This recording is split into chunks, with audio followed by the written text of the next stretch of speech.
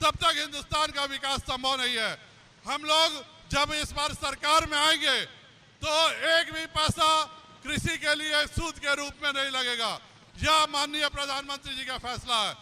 उन्होंने कल ही फैसला किया है कि जो भी बच्चे परीक्षा अब आगे से सीधे इंटरव्यू नहीं होगा, क्योंकि सारी धांधली इंटरव्यू में होती थी। अब नंबर से नौकरी मिलेगी आपको। और हम लोगों ने वचन लिया है कि जो भी 50,000 बच्चे टॉप करेंगे उन सबों को हम लोग लैपटॉप की व्यवस्था करेंगे।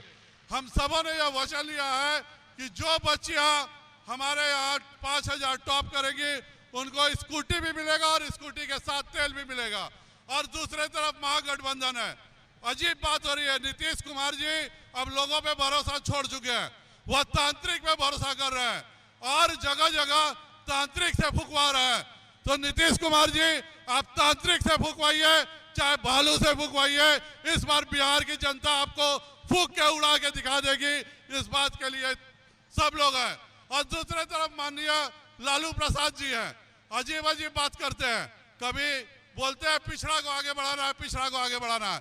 हम पूछे कौन सा पिछड़ा आगे बढ़ेगा तो उनके छोटा बेटा का उम्र 26 साल है, बड़ा बेटा का उम्र 25 वर्ष है, हो गया पिछड़ा आगे। आप सबको सोचना पड़ेगा कि यादव समाज का नेतृत्व कौन करेगा।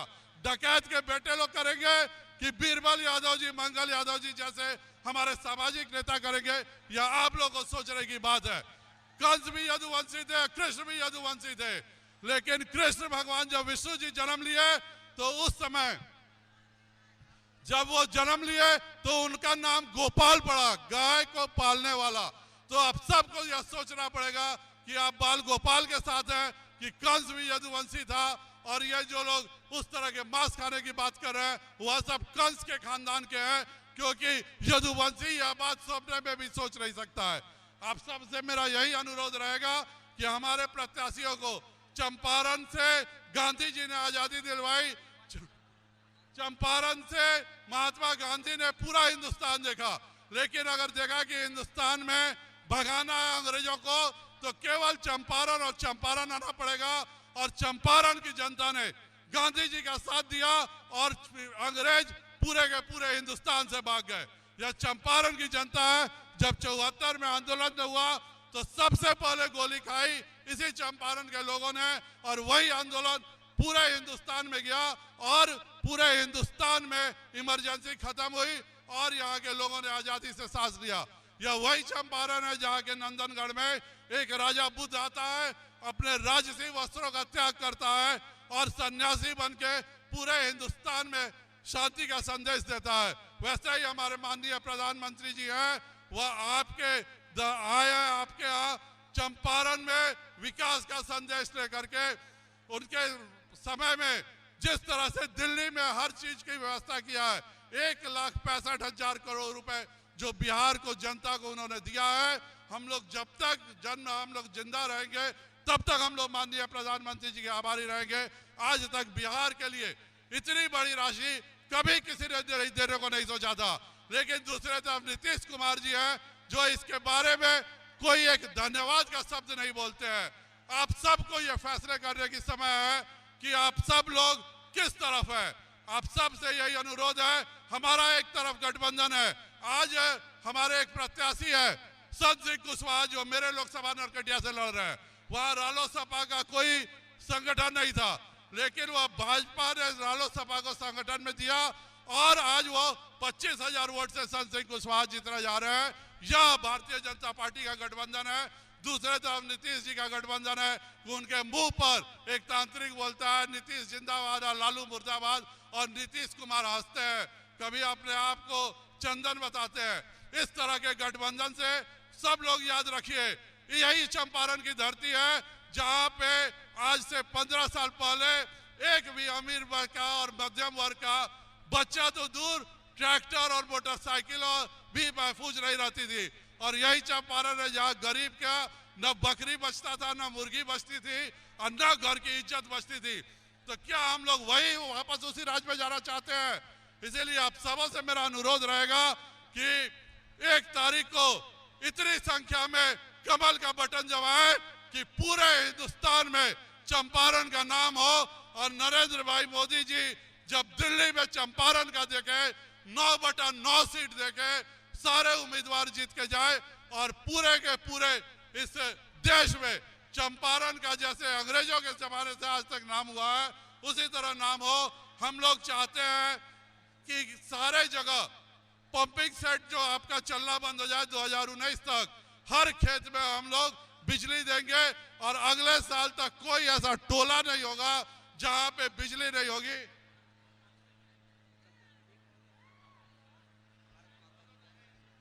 भारत माता की, भारत माता की, नरेंद्र मोदी जिंदाबाद, नरेंद्र मोदी जिंदाबाद, भारत माता की। आप सबों से मेरा अनुरोध है कि माननीय प्रधानमंत्री जी अब हमारे मंच पर आ चुके हैं। जितनी जल्दी हो सके बाहर जो भी लोग हैं सब भीतर आ जाए और आप सबों का मैं बहुत आभारी हूं। मैं और हमारे सभी जो भी हमारे प्रत्याशी है, सतीश दुबे जी है, बीरबल यादव जी है, सब हम लोग आपका तहे दिल से शुक्रिया अदा करते हैं कि आप लोग इतनी बड़ी संख्या में माननीय प्रधानमंत्री जी का भाषण सुनने आए हैं और आज रमना ने एक इतिहास बनाया है। आज तक इतनी बड़ी सभा बेतिया में कभी किसी की नहीं हुई थी। आप सबका हम लोग बहुत बहुत आभार व्यक्त करते हैं कि जो कुछ जिस तरह से 1.25 साल में प्रधानमंत्री जी ने एक रिकॉर्ड बनाया है, आज रमना में आप सबों ने बेतिया जैसे शहर में एक रिकॉर्ड बना करके माननीय प्रधानमंत्री जी के स्वागत में आप लोग आए हैं। उन सब के लिए हम सब आपके बेहद बेहद आभारी हैं और यही उम्मीद करते हैं कि 9 प्रत्याशियों को इतने ज्यादा वोट से आप जिताएंगे कि हमारे सारे उम्मीदवार माननीय प्रधानमंत्री जी का सीना गर्व से चौड़ा करेंगे और चंपारण का नाम पूरे हिंदुस्तान में रोशन करेंगे। नरेंद्र मोदी जिंदाबाद, भारत माता की, नरेंद्र मोदी जिंदाबाद, नरेंद्र मोदी जिंदाबाद, भारत माता की, नरेंद्र मोदी जिंदाबाद, माननीय प्रधानमंत्री नरेंद्र मोदी जिंदाबाद, जन जन के नेता नरेंद्र मोदी जिंदाबाद।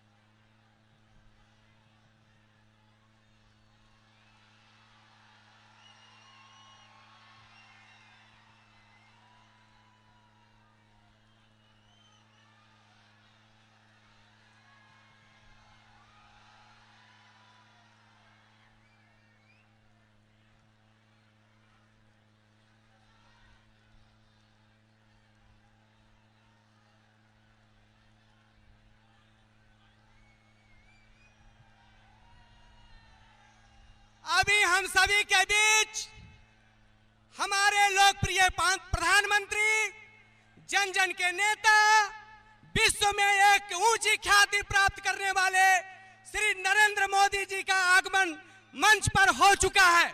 मैं सबसे पहले चंपारण के धरती पर पूरे जनता से आग्रह करता हूं कि जोरदार तालियों से हमारे माननीय प्रधानमंत्री जी का स्वागत करें। मैं आग्रह करना चाहता हूं पश्चिम चंपारण के लोकप्रिय सांसद श्री डॉक्टर संजय जायसवाल जी से माननीय प्रधानमंत्री जी को अंग वस्त्र प्रदान करके उनका स्वागत करें। डॉक्टर संजय जायसवाल जी। पुनः वाल्मीकि नगर के सांसद श्री सतीश चंद्र दुबे जी से आग्रह करता हूं माननीय प्रधानमंत्री जी को अंग वस्त्र प्रदान करके उनका स्वागत करें।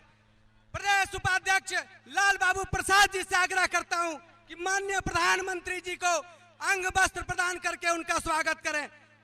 राष्ट्रीय उपाध्यक्ष बहन रेणु जी से आग्रह करता हूं कि माननीय प्रधानमंत्री जी को अंग वस्त्र देकर स्वागत करें।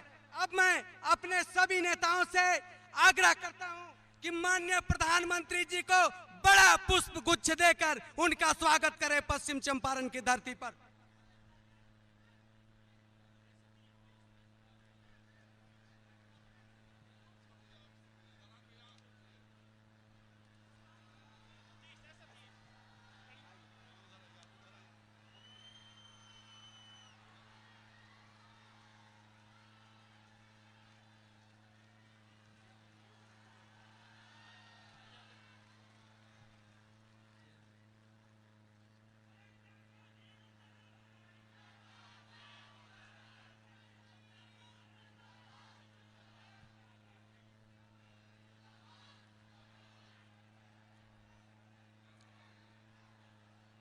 भारत माता की।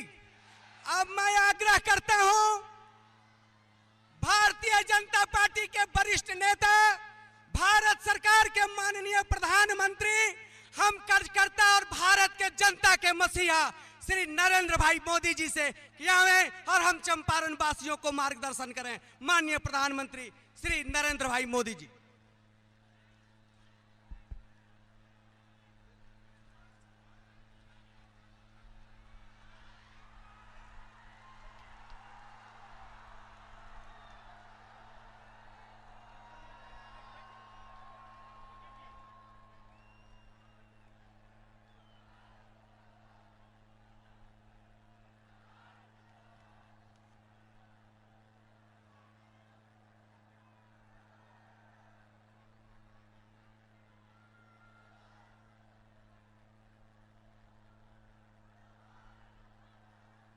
हिमालय के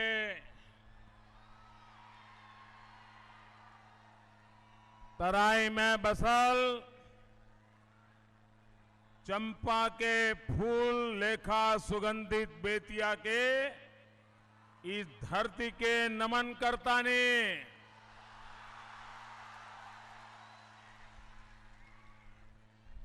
वाल्मीकि नगर के बाग के दहाड़ पूरा विश्व में सुनल जाला।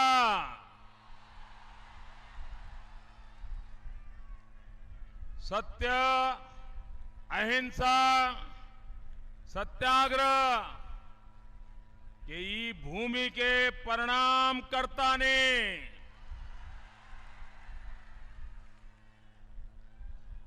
मंच पर विराजमान यहां के लोकप्रिय सांसद डॉक्टर संजय जायसवाल जी, आरएलएसपी के नेता श्रीमान शिवराज सिंह, सांसद श्रीमान सतीश चंद्र दुबे जी, डॉक्टर यशवंत रविदास, सांसद श्रीमान प्रहलाद पटेल,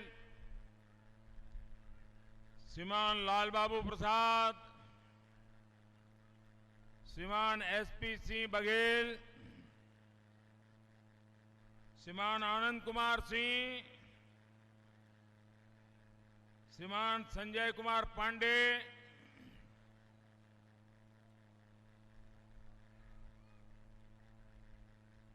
श्रीमान रविंद्र कुमार श्रीवास्तव, श्रीमान मुरली मनोहर पांडे, श्रीमान कन्हैयालाल गुप्ता, श्रीमान अजय यादव, श्रीमान जनक शाह, एक्स एमएलए श्रीमान वीरबंटा जी यादव, और इस चुनाव में भारतीय जनता पार्टी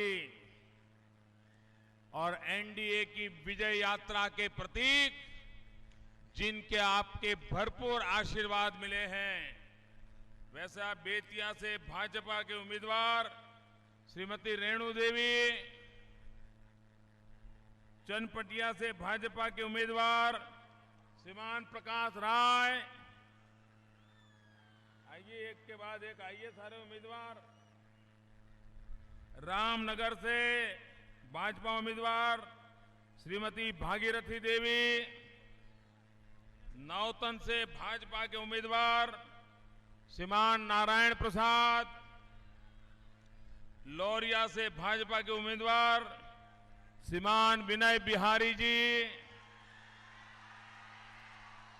नरकटियागंज से भाजपा उम्मीदवार श्रीमती रेणु देवी,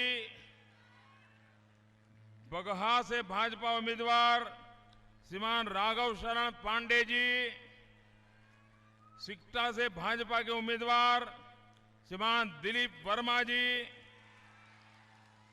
वाल्मीकि नगर से आरएलएसपी के उम्मीदवार श्रीमान सुरेंद्र प्रसाद जी और विशाल संख्या में पधारे हुए मेरे प्यारे मतदाता भाइयों और बहनों,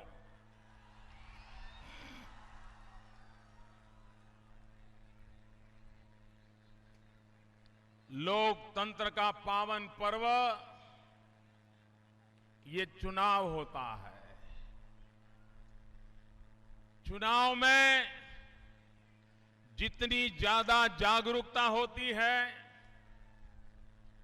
जितना ज्यादा मतदान होता है, जितना ज्यादा निष्पक्ष मतदान होता है, उतना ये लोकतंत्र का पर्व, ये लोकतंत्र की शक्ति उत्तरोत्तर बढ़ती रहती है। ये यहां जो 5-15 लोग हैं, देखिए अब ये मैदान छोटा पड़ गया है, आप आगे आने की कोशिश मत कीजिए। आप लाख कोशिश करें आगे नहीं आ पाएंगे, आप वहीं रुक जाइए भैया। आपका प्यार मेरे सर आंखों पर, लेकिन आप वहां अब आगे आने की कोशिश मत कीजिए भैया। अब आप घंटों से इंतजार कर रहे हो। एक तरफ भयंकर गर्मी है, दूसरी तरफ चुनावी गर्मी है, और इसके बीच इधर कोई गिरेगा तो नहीं ना? नहीं गिरेगा ना? पक्का? अभी आपको नहीं गिरना है, गिरना है तो महास्वार्थ बंधन को गिरना है, आपको नहीं गिरना है। भाइयों बहनों, पहले और दूसरे चरण में बिहार के मतदाताओं ने, विशेष करके महिला मतदाताओं ने जो अभूतपूर्व जागरूकता दिखाई है, अभूतपूर्व मतदान किया है, इसके लिए मैं बिहार के मतदाताओं का बहुत बहुत अभिनंदन करता हूं।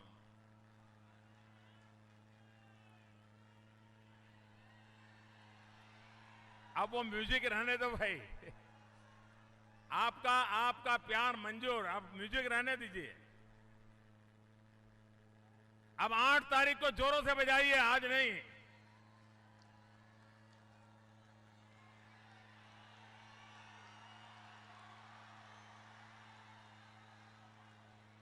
आप लोग तो ऐसे मूड में हो जैसे चुनाव की विजय रैली हो।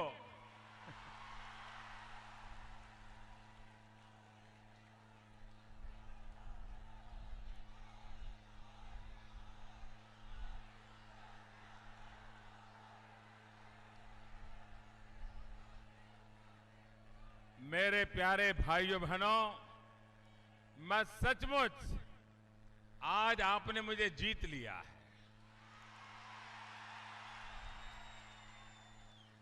क्या मिजाज है आपका, क्या रुतबा है आपका। और ये खबर जब पटना पहुंचती है तो उनकी परेशानी कितनी होती होगी।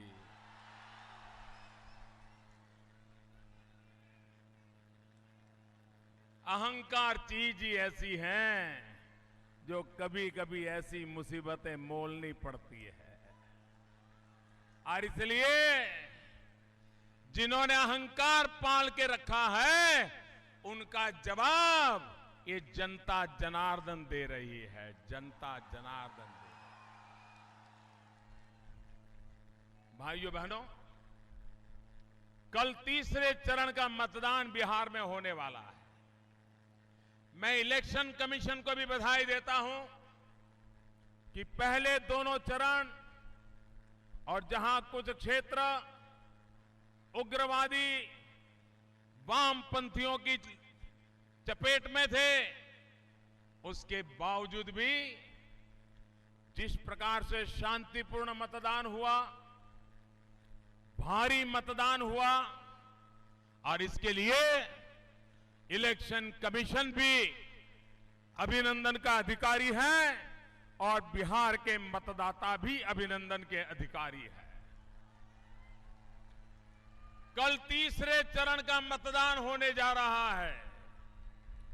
जिस जिस इलाके में तीसरे चरण का मतदान हो रहा है वहां भी मुझे जाने का सौभाग्य मिला है, और मैं विश्वास से कहता हूं कि ये तीसरे चरण वाले पहले और दूसरे चरण के सारे रिकॉर्ड तोड़ देंगे।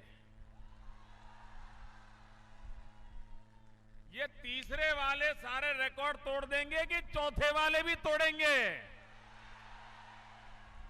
आप भी सारे रिकॉर्ड तोड़ दोगे? जब आपकी बारी आएगी भारी मतदान होगा, लेकिन भारी मतदान के लिए यहां से जाने के बाद एक एक यहां आया हुआ मेरा साथीदार 10-10 घर में पहुंच जाएगा, 10-10 परिवारों में पहुंच जाएगा, हर एक से मतदान करवाएगा, लोकतंत्र का पर्व मनाएगा। भाइयों बहनों, ये चुनाव ऐसा है जिसमें बिहार 2-2 दिवाली मनाने वाला है। एक दिवाली 8 तारीख को नतीजे आने पर, और दूसरी दिवाली जो हम सदियों से मनाते आ रहे हैं वो दिवाली मनेगी। एक प्रकार से अब बिहार में अंधेरा छटेगा, उजाला होके रहेगा, ऐसा दिवाली से आरंभ होने वाला है। भाइयों बहनों, आपने पिछले दिनों देखा होगा टीवी पर स्टिंग ऑपरेशन चल रहा था, और उसमें नीतीश जी की सरकार के एक मंत्री पैसे तो ले रहे हैं, लेकिन साथ साथ बिहार बेचने का वादा भी कर रहे हैं। ये तो कैमरा में पकड़े गए, लेकिन जो नहीं पकड़े गए हैं उन्होंने भी बिहार को बेचने के कैसे कैसे वादे किए होंगे, ये कल्पना करते ही रोंगटे खड़े हो जाते हैं। भाइयों, क्या बिहार को बेचने देना है? ये भ्रष्टाचार करके रुपये मांग रहे, रुपये ले रहे हैं, कैमरा के सामने गिनती कर रहे हैं और वादा करते हैं कि अगली बार जब सरकार बनेगी ये तुम्हारा काम हो जाएगा, लेकिन तुम्हें 5 और मंत्रियों को भी कुछ न कुछ डालना पड़ेगा। ये देखा था आपने, ये टीवी पे देखा था। ये इन्होंने इतना बड़ा भ्रष्टाचार का कांड किया और उनकी पार्टी के एक साथीदार श्रीमान लालू जी के एमएलए भी कैंडिडेट, वे भी रंगे हाथों कैमरा के सामने पकड़े गए। लालू जी को इसकी कोई फिक्र ही नहीं है। लाली जी को लगता है यार तू तो अभी बच्चा है, जरा मेरा चारे वाला घोटाला देख ले, तेरे घोटाले में तो कोई दम ही नहीं है। अरे देख, मैंने इतना बड़ा चारा घोटाला किया, कितनी सजा हुई, और सजा काट लूंगा, तू चिंता मत कर, तू भी मेरे पीछे पीछे आ जाना, जो किया अच्छा किया। ये तो प्रमाण पत्र दिए जा रहे हैं। और मैडम सोनिया जी, जरा आप भी तो जवाब दो। ये आपके दोनों साथी, जिनके उम्मीदवार रुपयों की थप्पियां लेते लेते, और दूसरे 2 लाख, एक तो है सत्यदेव, नाम देखो था, सत्यदेव, और पाप क्या कर रहा है देखा आपने? वो कह रहे ये तो अभी एडवांस है, लेकिन 2 लाख रुपया और ले आओ और काम हो जाने पर दूसरे पैसे पहुंचा देना। भाइयों बहनों, बिहार की धरती पर कैमरा के सामने लाखों रुपयों की लेन देन चल रही है। मैडम सोनिया जी, कुछ तो बोलो, अरे कुछ तो बोलो। ये जो कैमरा के सामने लेन देन हुई, उसमें आपका क्या कहना है? आपको ऐसा लगता है कम हुई है? आपको ऐसा लगता है कि ज्यादा होनी चाहिए थी? आपको ऐसा लगता है तो लिया लेकिन आपको हिस्सा नहीं दिया? प्रॉब्लम क्या है बताओ तो। भाइयों बहनों, ये कांग्रेस पार्टी अनाप शनाप आरोप लगाती है, संसद को चलने नहीं देती है, देश के हित के काम नहीं करने देती है, और यहां पर कैमरा के सामने रुपये बांटे जा रहे हैं, रुपये लिए जा रहे हैं, बिहार बेचा जा रहा है, लेकिन वो मुंह पे ताला लगा करके आपके पास भ्रमित करने का प्रयास कर रहे हैं। और इसलिए भाइयों बहनों, बिहार से जब तक ये भ्रष्टाचार की भीषण बुराई को हम नहीं मिटाएंगे, हम बिहार को विकास की दुनिया पे नहीं ले जा पाएंगे। और इसलिए भाइयों बहनों, आज मैं आपके पास आया हूं, विकास के लिए वोट मांगने के लिए आया हूं। ये कभी कभी कहते हैं बिहारी और बाहरी, बाहरी बाहरी। ये देश में कभी सुना है कि देश के प्रधानमंत्री को भी कोई बाहरी कह दे? क्या देश का प्रधानमंत्री हिंदुस्तान के सभी राज्यों का प्रतिनिधि है कि नहीं है? देश के प्रधानमंत्री के लिए सभी राज्य उसके अपने हैं कि नहीं है? देश के प्रधानमंत्री के लिए सभी राज्यों के प्रति प्रेम समान होना चाहिए कि नहीं होना चाहिए? क्या प्रधानमंत्री कभी बाहरी हो सकता है क्या? बाहरी हो सकता है क्या? अगर आपका एक मुख्यमंत्री मान लीजिए पटना से चुनाव जीता हुआ है और मुख्यमंत्री बना हुआ है, तो क्या वो बेतिया का माना जाएगा कि नहीं माना जाएगा? बेतिया उसकी जिम्मेवारी मानी जाएगी नहीं मानी जाएगी? क्या बेतिया के अंदर उसको बाहरी माना जाएगा क्या? ये कौन सी बातें लेकर के घूम रहे हो? देश के प्रधानमंत्री को जो बाहरी कहते हैं, वो इसलिए कह रहे हैं इनके पेट के अंदर एक पाप पड़ा हुआ है, पाप पड़ा हुआ है। वो पाप ये है कि वो 1,65,000 करोड़ रुपया के पैकेज को ठुकराने के लिए, अपने अहंकार के लिए, उसको ठुकराने के लिए रास्ते खोज रहे हैं, रास्ते खोज रहे हैं। आप मुझे बताइए, 15 साल तक जंगल राज चला कि नहीं चला? चला कि नहीं चला? 15 साल तक लालू जी ने राज किया कि नहीं किया?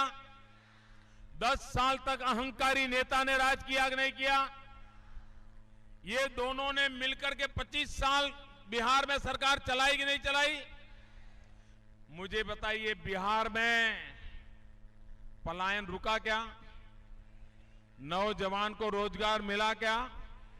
नौजवान को बिहार छोड़ के बाहर जाना पड़ता है कि नहीं जाना पड़ता? ये पलायन रुकना चाहिए कि नहीं रुकना चाहिए? बिहार के नौजवान को रोजगार मिलना चाहिए कि नहीं मिलना चाहिए? 25 साल कम नहीं होते। अरे बड़े भाई छोटे भाई, ये बड़े भाई छोटे भाई की सरकार 25 साल यहां चली, लेकिन बिहार के नौजवान को रोजी रोटी के लिए अपने बूढ़े माँ बाप को छोड़ करके जाना पड़ा, अपना गांव छोड़ करके जाना पड़ा, अपने खेत खलिहान छोड़ करके जाना पड़ा। भाइयों बहनों, इसलिए मैं कहने आया हूं, आपसे मैं कहने आया हूं, मेरे बिहारी नौजवान को बाहरी बनने के लिए मजबूर किसने किया? मेरे बिहारी नौजवान को धक्के मार मार करके बिहार से बाहर क्यों कर दिया गया? मेरे बिहार के नौजवान को बाहरी बन करके अपनी जिंदगी जीने के लिए मजबूर किसने किया? और इसलिए भाइयों बहनों, ये बिहारी और बाहरी की बात करने वाले श्रीमान लालू जी, श्रीमान नीतीश कुमार, आप ही लोगों ने बिहार के नौजवानों को बाहरी बना दिया है, उनको बाहर रहने के लिए मजबूर कर दिया है। मां बाप से बेटों को अलग करने का आपने पाप किया है। और इसलिए भाइयों बहनों, हम विकास करना चाहते हैं, और ये वादा खिलाफी करने में कैसे मशहूर है साहब। आप देखिए, नीतीश बाबू ने लालू जी को एक चिट्ठी लिखी थी। नीतीश बाबू का लालू जी को प्रेम पत्र आपने पढ़ा है? पढ़ा है? बड़ा नमूना है ना, कैसी कैसी गालियां दिए उन्होंने लालू जी को, कैसे कैसे आरोप लगाए, भयंकर से भयंकर आरोप स्वयं नीतीश जी ने लालू जी पे लगाए हैं। और आज वही नीतीश बाबू लालू जी की शरण लेकर के बैठे हैं। ये जनता के साथ धोखा है कि नहीं है? अरे ये तो खुद के साथ भी छलावा है, खुद के साथ भी छलावा है। सार्वजनिक जीवन में ये शोभा नहीं देता है, लेकिन सत्ता सुख की भूख आपको ये पाप करने के लिए हमेशा हमेशा आदत डाल चुकी है। और लालू जी नीतीश जी के लिए क्या कहते थे? लालू जी नीतीश जी को क्या प्रमाण पत्र देते थे? वो कहते थे कि नीतीश ऐसे हैं, दुनिया में उनका ऐसा कोई सगा नहीं जिसको नीतीश ने ठगा नहीं। कहते कि नहीं कहते थे? नीतीश जी लालू जी को कहे, लालू जी नीतीश जी को कहे, और दोनों मिलकर के अब जनता को भ्रमित करने के लिए मैदान में आए हैं। ऐसे लोगों पे विश्वास कर सकते हैं? ऐसे लोगों पे विश्वास कर सकते हैं? सार्वजनिक जीवन में विश्वास एक सबसे बड़ी पूंजी होती है भाइयों। ये विश्वासघात करने वाले लोग हैं, उन पर अब बिहार कभी भरोसा नहीं कर सकता। भाइयों बहनों, आज मुझे बताइए, पूरी दुनिया में बिहार के चुनाव पर लोगों की नजर है। अगर भ्रष्टाचार रहते हुए बिहार का भाग्य बदल सकता है क्या? मैं नीतीश बाबू को याद कराना चाहता हूं। नीतीश बाबू ने कहा था कि मेरी सरकार भ्रष्टाचारियों को पकड़ेगी और भ्रष्टाचारियों की जो मिलकत है वो जब्त करेगी, भ्रष्टाचारियों के जो घर है, बंगलो है, वो जब्त करेगी और उसमें स्कूल खुलवा देंगे। ऐसा कहा था ना? भ्रष्टाचारियों के घर कब्जा करके वहां स्कूल खुलवाएंगे। नीतीश बाबू, ये बाकी लोगों का तो छोड़ो, लेकिन आपने जिसके साथ चुनावी समझौता किया है, जिनको भ्रष्टाचार के लिए कोर्ट ने सजा दी है, जरा उनकी मिलकत तो जब्त करके स्कूल चालू करो। लालू जी की मिलकत जब्त करके वहां तो स्कूल चालू करो। जरा एक तो सच्चाई का काम करके दिखाओ। नीतीश बाबू, आप यहां कहते थे कि मैं भ्रष्टाचार करने वालों की प्रॉपर्टी जब्त करूंगा, मिलकत जब्त करूंगा और उसमें स्कूल खुलवाऊंगा। ये लालू जी आपके सामने उदाहरण है। मैं जरा इसको नीचे करो भाई, पीछे नहीं दिखता, नीचे करो उसको, नीचे करो इसको, नीचे करो, नीचे करो, पीछे नहीं दिखता है लोगों को।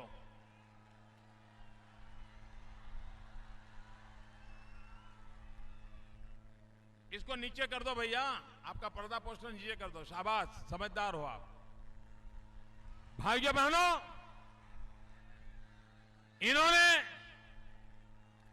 इन्होंने ये वादा किया था। मैं जरा और आगे जाना चाहता हूं। अभी आपके खुद के एक मंत्री, आपकी सरकार के मंत्री इस चुनाव के समय कैमरा के सामने लाखों रुपया लेते पकड़े गए हैं। उनकी मिलकत जब्त क्यों नहीं की, जरा जवाब दो। उनके बंगलों पर जब्त करके स्कूल चालू क्यों नहीं किया, जरा बिहार की जनता बताओ। आपने कहा था कि आप स्कूल चालू करोगे। आपके विधायक उम्मीदवार सत्यदेव, उनकी मिलकत जब्त की क्या? उनके घर में स्कूल चालू किया क्या? कैमरा के सामने रंगे हाथ रुपये लेते पकड़े जा रहे और 2-5 लाख रुपया और मांग रहे हैं। क्या आपने उनकी मिलकत जब्त की क्या? भाइयों बहनों, चुनाव के नारे देना अलग बात है, अगर जिगर है जरा करके दिखाओ, तब पता चलता है भ्रष्टाचार के खिलाफ कैसे लड़ाई लड़ी जाती है। भाइयों बहनों, आज बिहार में कई दिनों से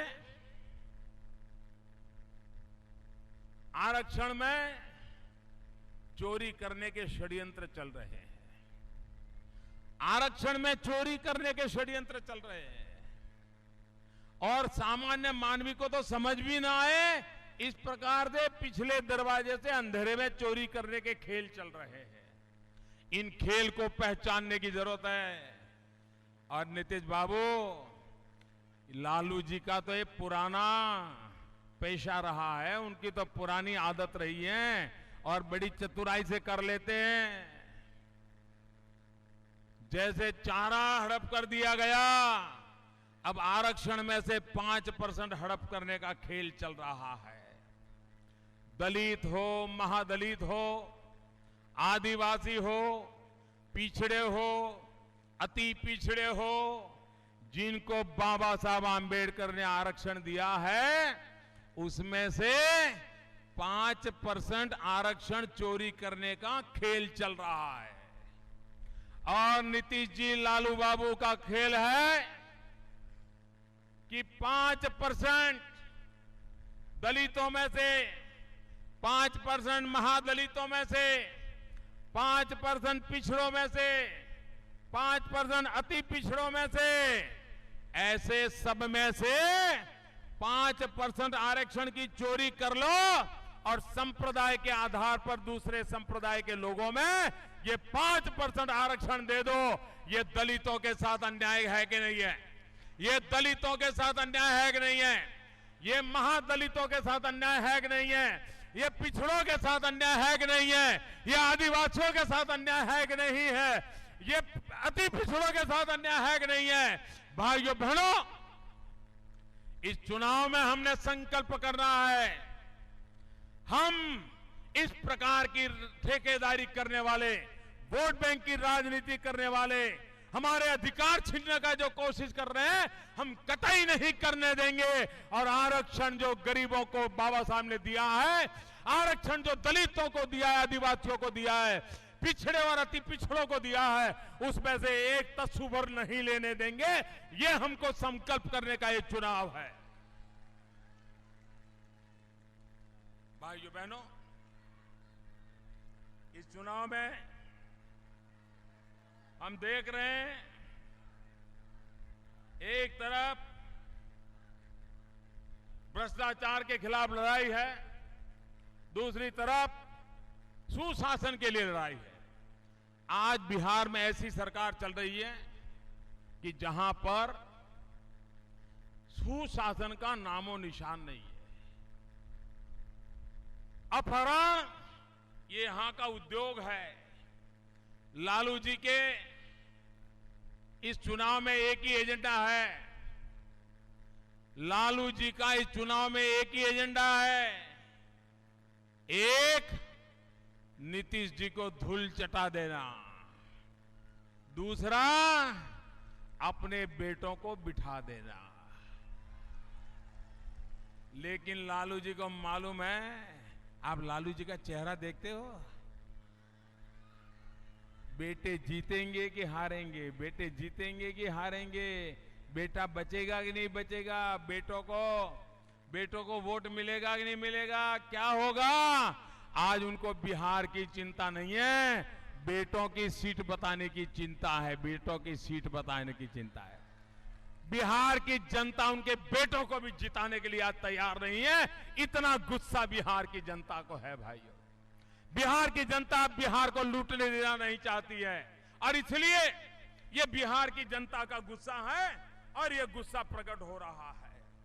भाइयों बहनों, हमने चुनाव प्रारंभ होने से पहले 1,65,000 करोड़ रुपए का पैकेज दिया। 1,25,000 करोड़ रुपए का पैकेज, और 40,000 करोड़ पुराने वालों में से जो दिए नहीं थे वो दिए। 1,65,000 करोड़ रुपया।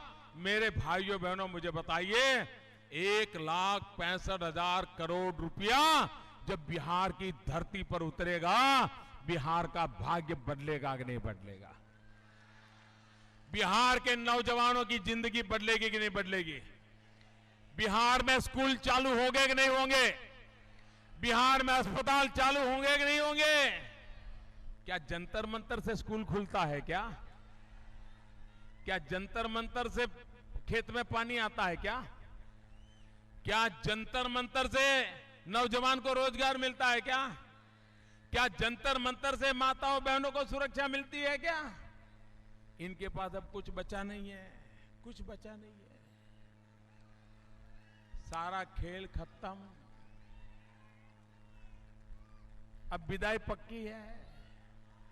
आपने देखा होगा, कभी कभी कितना ही पढ़ा लिखा क्यों न व्यक्ति हो, कितना ही धनी व्यक्ति क्यों न हो, लेकिन अगर उसके परिवार में कोई बीमार हो जाए, अगर कोई बीमार हो जाए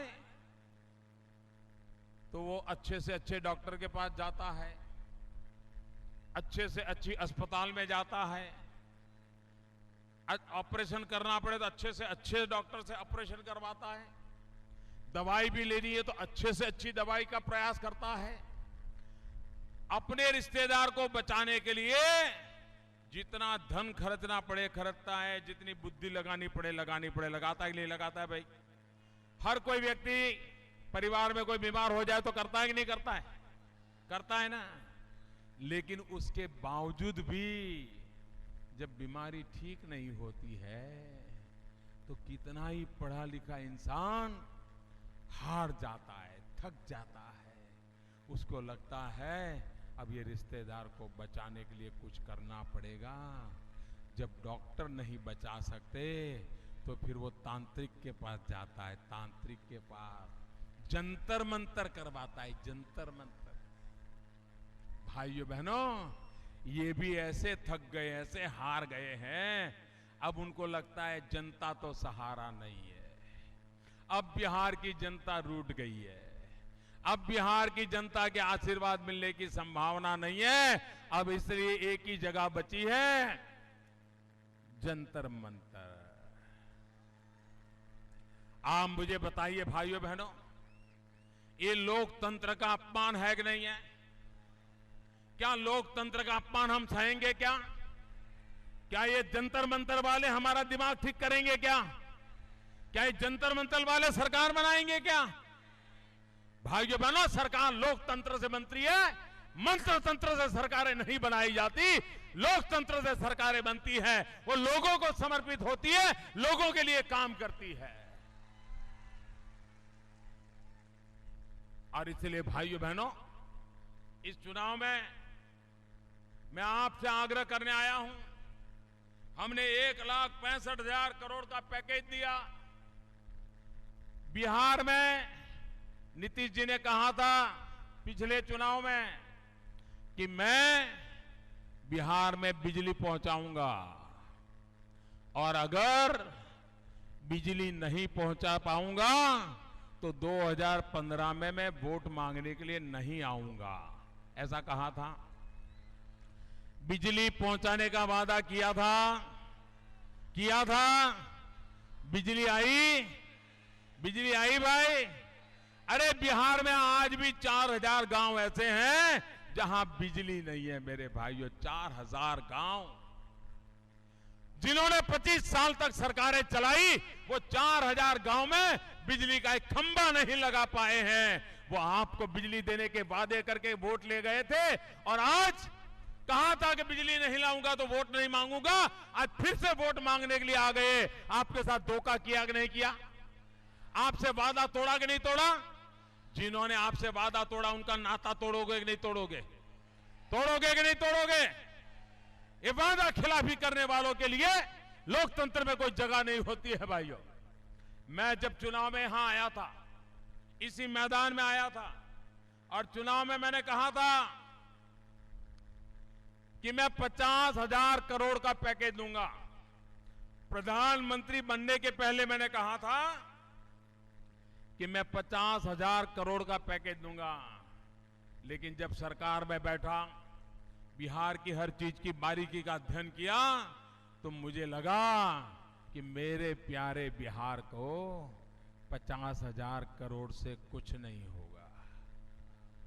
और इसलिए मैंने कहा 50,000 करोड़ नहीं, 1,25,000 करोड़ का पैकेज दिया जाएगा, और 40,000 करोड़ पुराने 1,65,000 करोड़ का पैकेज।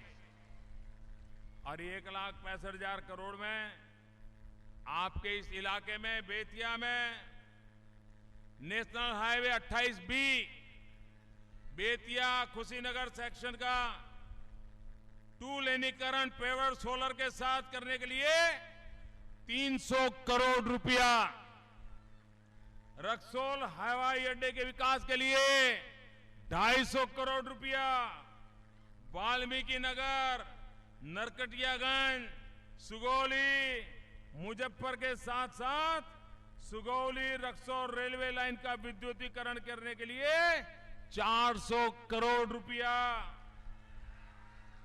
और बिजली पहुंचाने का मैंने वादा किया है, उसलिए इस इलाके को 300 करोड़ रुपया मेरे भाइयों बहनों।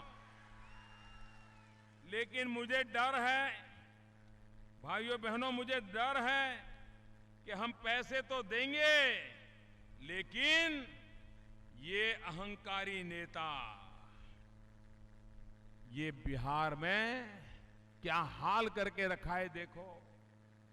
पैसे देने के बाद पैसों का उपयोग नहीं कर पा रहे हैं। हमने उनको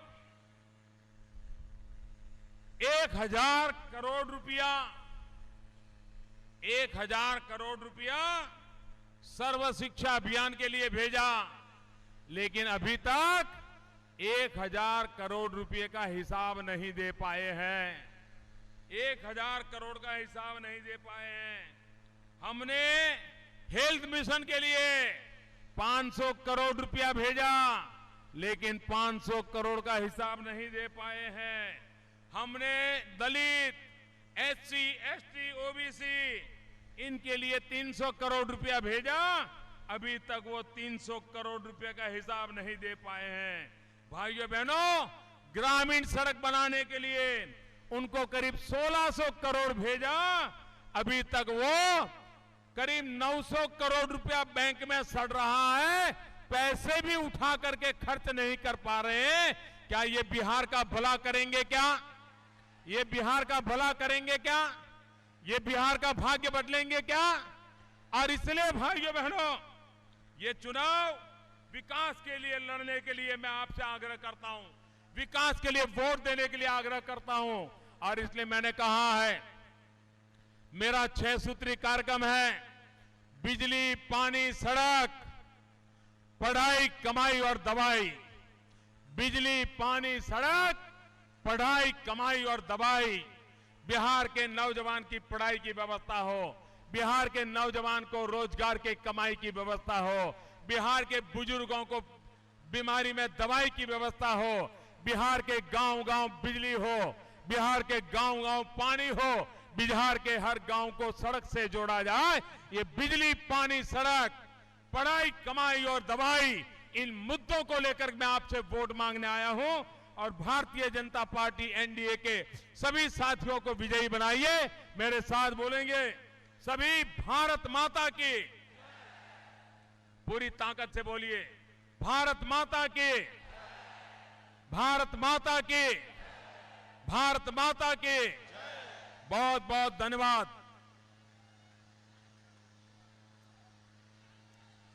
अगले चरण में भारी मतदान कराओगे ना? दोनों मुट्ठी बंद करके मुझे बताइए, मतदान कराओगे? ज्यादा से ज्यादा मतदान कराओगे? रिकॉर्ड ब्रेक मतदान कराओगे? बहुत बहुत बधाई।